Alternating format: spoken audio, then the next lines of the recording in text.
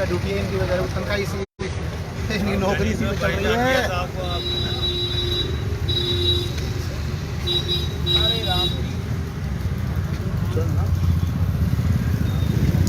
Sir पिछले 8 दिसंबर का मामला है, क्या गंगापुर सिटी प्रशासन इस मामले में फेलियर हुआ है अब तक? देखिए, प्रशासन की सक्सेस या फेल्योर इस बात का तो कोई प्रश्न ही नहीं है। और ये ज़रूर है कि जो आप जो तारीख बता रहे हो तब से लेकर आज तक ये धरना निरंतर चल रहा है। इनसे हमारी बातचीत हुई है और लगातार सकारात्मक दिशा के अंदर बातचीत हुई है।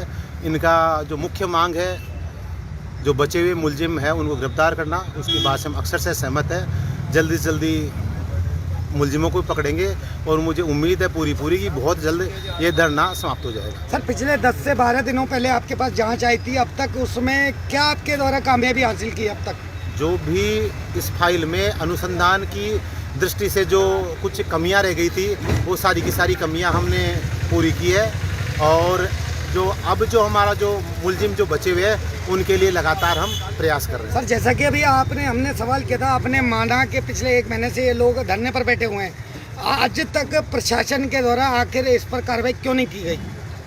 नहीं, धरने पर ये लोग बैठे हुए निश्चित रूप से मेरे पास जब से फाइल आई है उसके बाद मैं आज तीसरी बार इन लोगों से मिल चुका हूं। और धरने पर आना न आना, मिलना न मिलना, ये एक अलग इशू है। हमारा सिर्फ इतना सा कहना है कि हमारे को जो जिम्मेदारी दी गई उस जिम्मेदारी को हम पूरी तरह से पालन करें। लेकिन सर जिम्मेदारी आखिर प्रशासन कब तक पूरी कर पाएगा?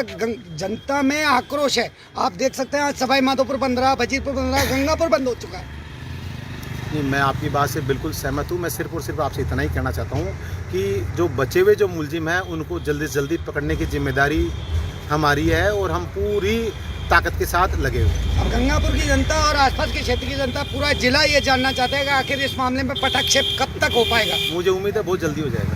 सर उम्मीद है, लेकिन उम्मीद से 1 महीने से लोग बैठे हुए हैं, पिछले 12 दिन से धरने पर, आमरण अनशन पर है। इसकी कोई डेडलाइन ऐसे कोई तय सीमा इसकी निर्धारित नहीं कर सकते। सर पुलिस यदि चाहे तो 1 दिन में चोर को जो करना चाहे पुलिस तो 1 दिन में अरेस्ट कर लेती है, लेकिन ये गोकशी वाले मामले में 1 महीना क्यों लग गया? देखो, आप FIR दर्ज होने से लेकर अब तक 3 मुलजिम इसके अंदर। सर 3 मुलजिम तो उसी दिन जो गोकशी वाला मामला सामने आया था दौलतपुर डंपिंग यार्ड पर, उसी दिन अरेस्ट करवा दिए थे। लेकिन प्रशासन ने अब तक 1 महीने में क्या किया? जो प्रशासन ने जो भी किया वो सारे प्रयास फाइल पर है।